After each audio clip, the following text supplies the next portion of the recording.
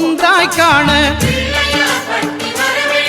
அங்கு கற்பகம் என்னும் கடவுளின் மெய்யில் சூரியன் முதலாய் 9 கிரகமும் பலவித குணங்களை கொண்டிருக்கும் எங்கள் கற்பக தருவில் அவை வரும்போது ஒன்றாய் சேர்ந்து பலனளிக்கும்.